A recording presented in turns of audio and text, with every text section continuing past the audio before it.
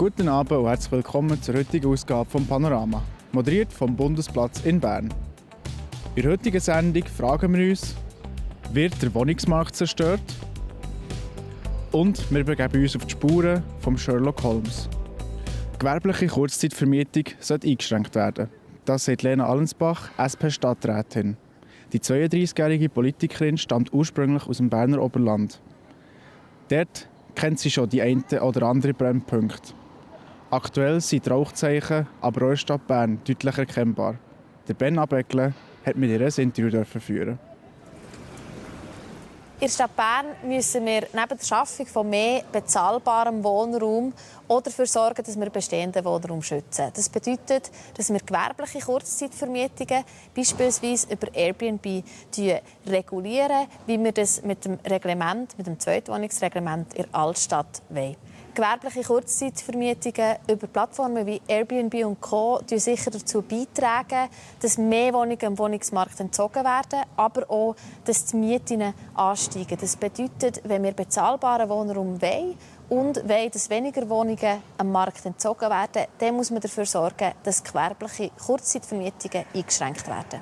Mit dem Zweitwohnungsreglement, das 2022 von der Stimmbevölkerung mit über 80% angenommen wurde, hat man bereits beschlossen, dass gewerbliche Kurzzeitvermietungen im Perimeter der Altstadt eingeschränkt werden sollen, damit eben die Altstadt ein Wohnquartier bleiben kann und damit sich die Situation für die Mieterinnen nicht weiter zuspitzt. Seit dem Februar 2022 wird das Reglement vom Hauseigentümerverband blockiert. Das ist eine Ohrfeige an alle Stimmberechtigten, die klar dem Reglement zugestimmt haben und dadurch auch eine wichtige Regulierung von gewerblichen Kurzzeitvermietungen hier in der Altstadt blockieren.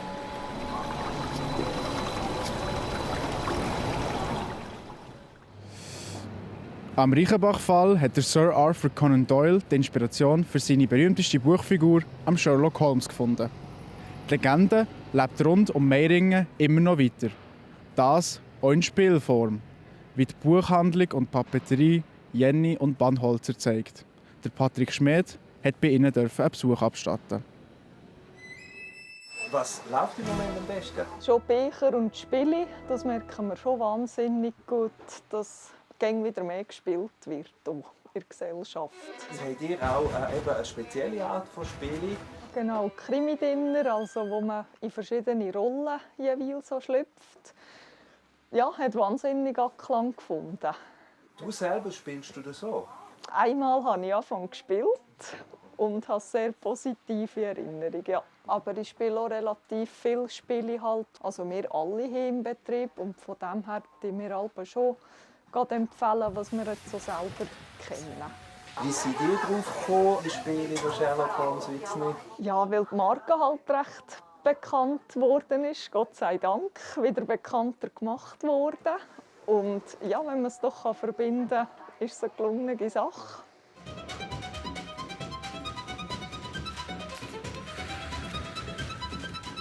Krimi-Dinner haben wir tatsächlich zum letzten Saisonauftakt versucht zu inszenieren. Also am 4.5. ist ja jeweils immer der Auftakt der Sherlock-Saison, der Todestag, der Absturztag oder der Auferstehungstag, wie auch immer das man sagen will. Also haben wir versucht, mit dem Krimi-Dinner live zu arbeiten.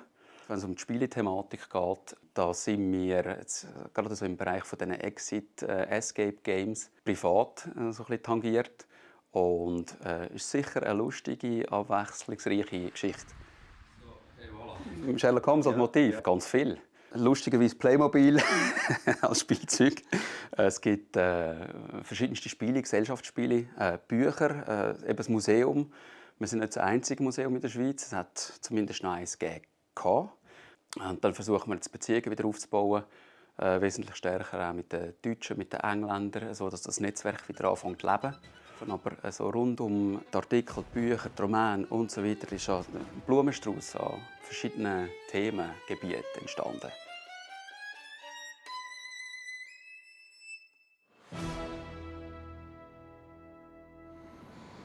Somit übergebe ich noch unser «Zusammen im Zentrum»-Studio zum Matthias Mast. Er stellt euch seinen heutigen Gast gerade selber vor. Chance Z, Chance zu finden, das ist eine Idee aus dem Aargau, die sich vielleicht schweizweit verbreiten wird, indem man Sozialhilfeempfänger integriert in einen Prozess, quasi in einer Firma, eben in einem Verein, in der Chance zählt. Mit der Geschäftsführer, der Peter Frey, ist heute mein Gast und erklärt mehr zu dieser Idee und zu diesem Konzept. Somit war es das für das heutige Panorama. Mehr Infos und alle Beiträge findet ihr wie immer auf plattformj.ch oder auf unserer App. Jetzt kommen noch unsere Kolleginnen und Kollegen von Meteo News, die euch sagen, wie das Wetter in den nächsten Tagen wird. Ich wünsche euch noch einen ganz schönen Abend. Ade miteinander. Das Wetter wird euch präsentiert von Made in Bern.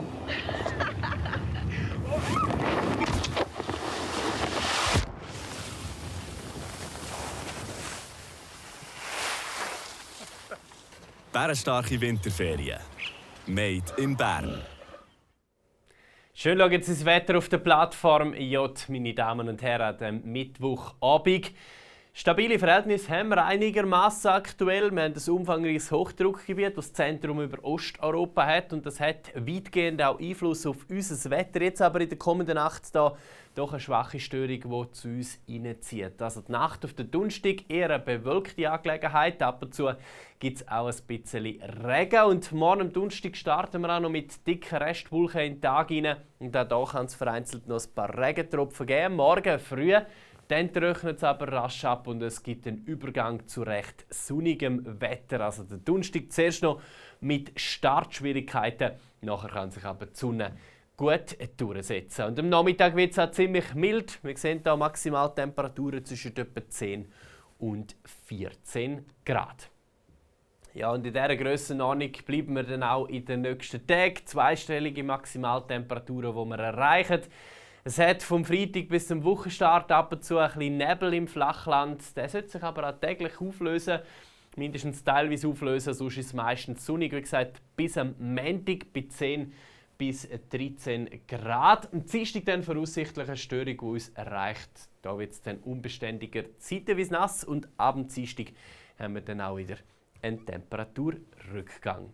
Das war vom Wetter auf der Plattform J. Danke fürs Zuschauen und weiterhin eine gute Woche.